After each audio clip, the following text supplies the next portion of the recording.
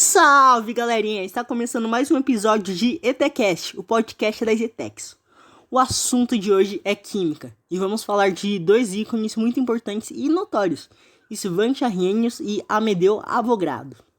Entender um pouquinho mais sobre dissociação iônica, ionização, condutividade elétrica e também sobre o mol. É bastante coisa, não é? Então vamos parar de falar e ir direto ao assunto.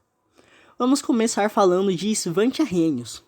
Aos 8 anos, ele entrou numa escola catedrática que comprovou sua proeminência em física e matemática, e foi o aluno mais jovem a graduar-se em 1876. Quando estudante, ele investigou as propriedades condutoras de dissoluções eletrolíticas para sua tese de doutorado. Para sustentar e defender sua tese, Arrhenius realizou numerosas pesquisas com condução elétrica e soluções aquosas. Após esse experimento, ele determinou que soluções iônicas sofrem dissociação, ou seja, separação de íons pré-existentes em meio aquoso, criando assim íons livres na solução que permitem a condução elétrica. Porém, quando ele realizou experiências com compostos moleculares em meio aquoso, observou que não ocorre condução elétrica, por não haver e nem serem criados íons. Mas, com ligações covalentes em meio aquoso, isso ocorre pelo fato de serem criados íons pelo fato de um elemento emprestar elétrons para o outro mais eletronegativo. Lembrando que a eletronegatividade é a capacidade de atração de elétrons. O elemento mais eletronegativo praticamente rouba elétrons do outro. Sendo um bom exemplo o HCl, vulgo ácido clorídrico, que com sua quebra de ligação na água forma o cátion de hidrogênio e o ânion de cloro. Com isso, ele ganhou o título de doutor, porém com a qualificação mínima possível, pois muitos acreditavam que sua teoria estava errada. Ele sofreu muitos ataques da comunidade científica por contradizer muitas teorias da época, como o modelo atômico de Dalton. Mas mal sabiam eles que essa teoria não só seria aceita posteriormente, como rendeu a Arrhenius um prêmio Nobel em 1903, e em 1904 ele passou a dirigir o Instituto Nobel de Química e Física. O jogo virou para Arrhenius. Arrhenius também elaborou definições para os íons presentes nas soluções, sendo elas 4. Os ácidos, as bases, os sais e os óxidos. Cada um desses tem suas características, então vamos falar um pouquinho de cada uma delas. Os ácidos são compostos covalentes e ionizam em meio aquoso, liberando como único cátion o H+.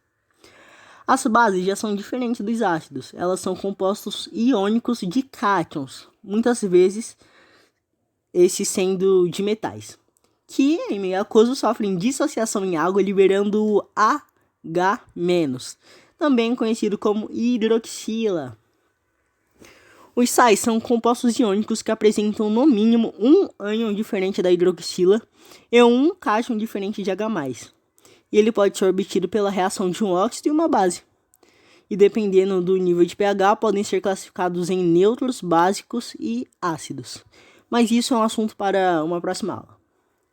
Os óxidos são compostos binários, ou seja, têm 2 elementos, e que possuem oxigênio em sua composição, sendo mesmo o elemento mais eletronegativo da composição.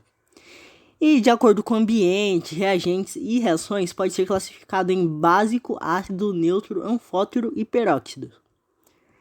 Agora vamos sair desse assunto de Arrhenius e vamos falar agora do Amedeo Avogadro. Ele teve como sua primeira carreira a advocacia e se tornou bacharel na mesma. Porém, ele descobriu depois seu interesse pelas ciências naturais e se dirigiu ao mundo da física, química e matemática. Tanto que ele foi um dos primeiros a distinguir átomos e moléculas, tendo como objeto de estudo a água. Porém, ele é mais conhecido pela constante de Avogadro. A constante de Avogadro é simplesmente a quantidade ou número de entidades ou partículas elementares, átomos, moléculas, íons, elétrons e prótons presentes em um mol de qualquer matéria, que é aquilo que ocupa lugar no espaço e tem massa.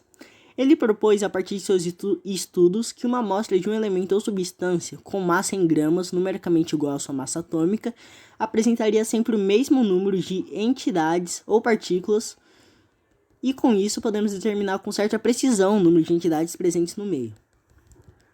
Muitas pessoas ficam desesperadas e confusas quando escutam a palavra mol, e já ficam assustadas por ser um número enorme.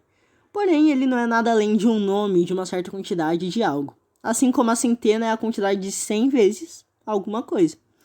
Porém, o mol é um pouquinho maior que uma centena. Ele é aproximadamente 6,02 vezes 10 elevado a 23.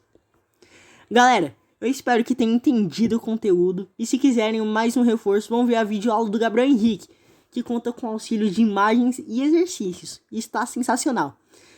Galerinha, se inscrevam no canal, deem like, ativem as notificações para estarem sempre ligados nas novidades. Valeu, falou e fui!